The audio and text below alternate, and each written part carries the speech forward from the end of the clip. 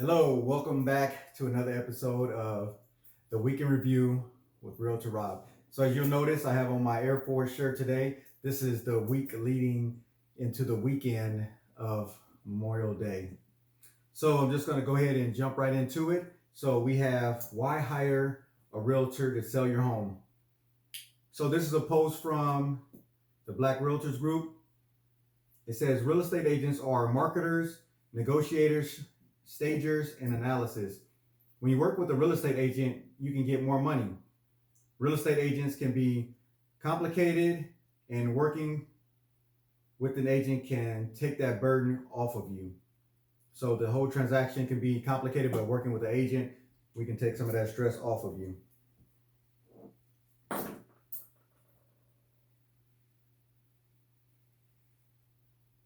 We have what to ask a potential home builder. So you have to realize that these new construction home builders, they use their own contracts. They don't use the TREC, which is the Texas Real Estate Commission contracts. They use contracts that are in their favor. So if you have the sales agent and the contracts in the new construction home builders corner, who's on your side?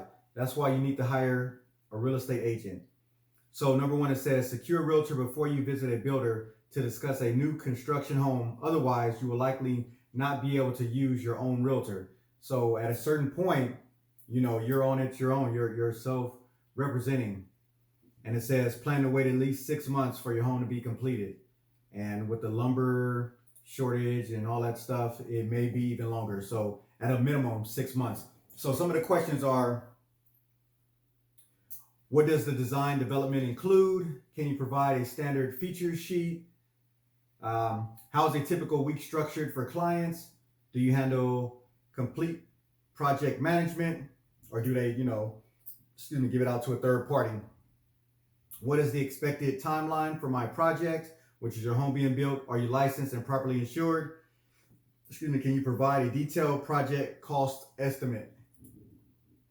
All very important questions that you need to know up front.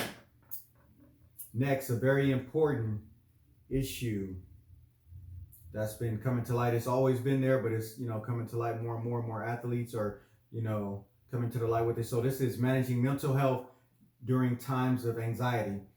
So this post has a couple things. If you click on the link, it'll give you more suggestions, but my post has 3 that you can just read off of.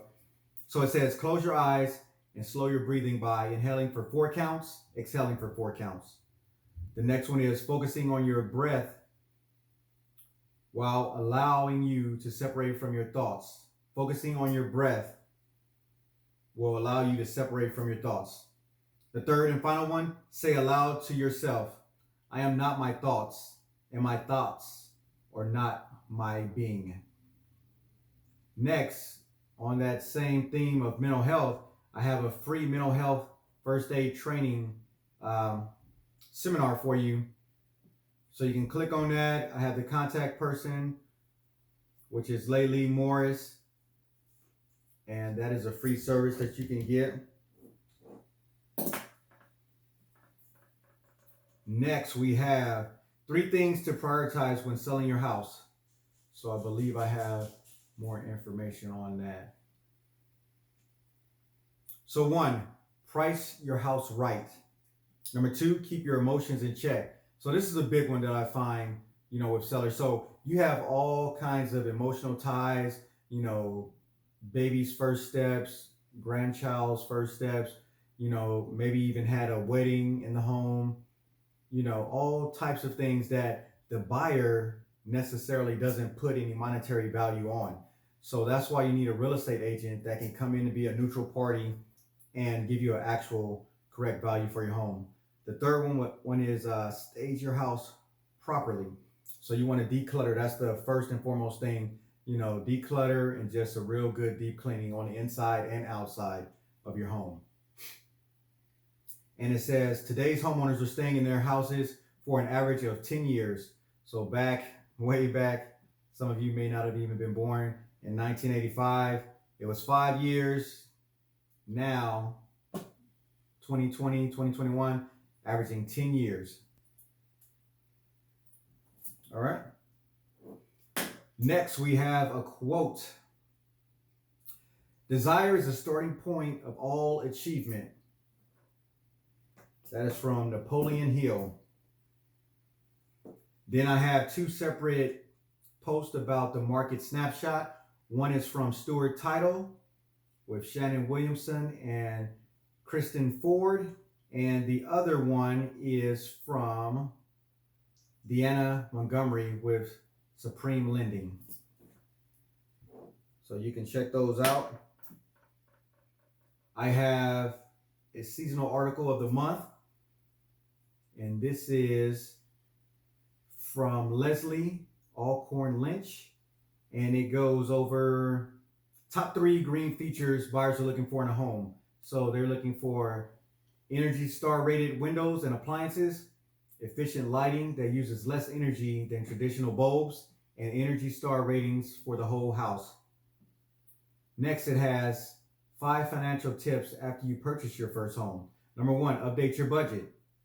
Number 2, review your insurance. Number 3, don't forget retirement. 4, consider kids' education costs. 5, start an emergency fund. Okay, brings us up to great post from Leticia Ramos. So this is concerning credit reports. What is a hard pull versus a soft pull? You may have heard lenders, speak of one or the other or both.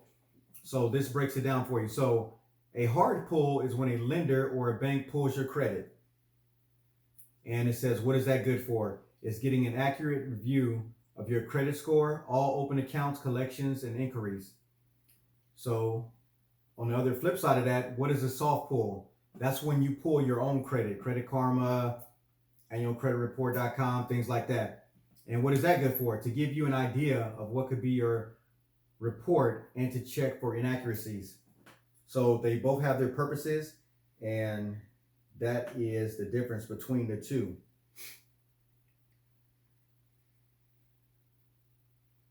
Okay, next one we have buying a home is still affordable.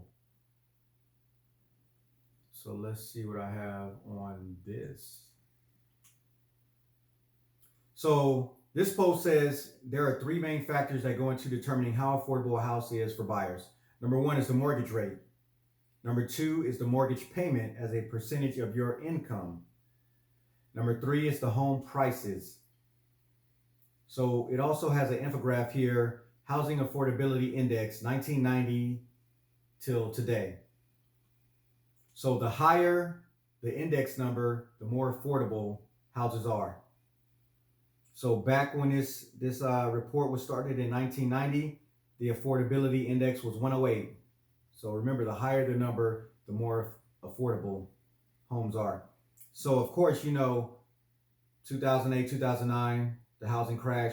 So from 2009 to 2015, it peaked at 197. And that's because, a lot of things weren't going the way they were supposed to. They were just giving away houses to people that necessarily shouldn't have gotten them. So we got ourselves in a lot of trouble. So, and it says here, years when distressed properties dominated the market. So now here today, we're at a 174. So houses are still affordable. Of course, in this market, we're still dealing with multiple offers and things like that. But they are affordable because of the first 3 that I mentioned. All right. Now, we have a series of videos, so it'll be easy for you just to watch them. This is from T-Shack. So this is the Texas State Affordable Housing Corporation.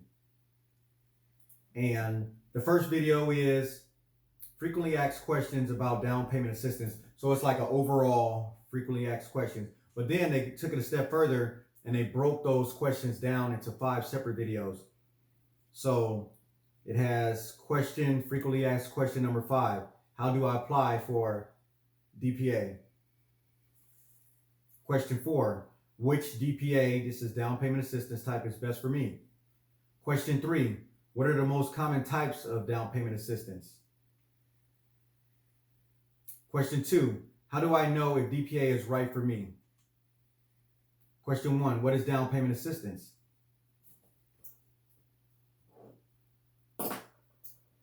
Next, we have how much is closing and how to reduce your closing cost.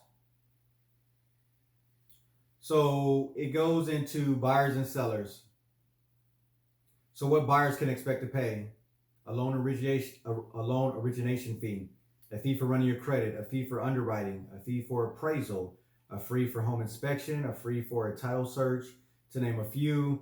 How much can sellers expect to pay? A closing fee, taxes on the home sale, a fee for an attorney, and a fee for transferring title to new owner, which is them. So those are just a few of the fees that you'll be looking to incur. And then we have another motivational post. So it says, when we tell people to do their jobs, we get workers. When we trust people to get the job done, we get leaders.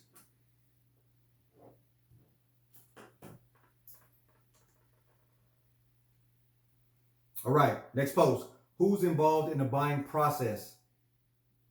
So of course you have you, the home buyer, then you have the real estate agent, which I would say would be myself. And I can be a buyer or a listing agent for you. So also you have the underwriter, you have the home inspector, the home appraiser, title agent, closing agent, and the mortgage servicer. But again, it says it all starts with you.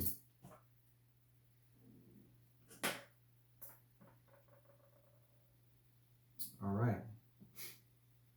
Next post, how misunderstanding about affordability could cost you. So this is talking about renting versus buying. So it says, number 1, renters pay a higher percentage of their income towards their rental property than homeowners pay towards their mortgage. And 2, renters don't have extra money to invest in other assets.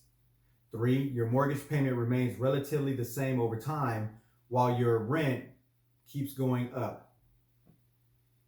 So think about that.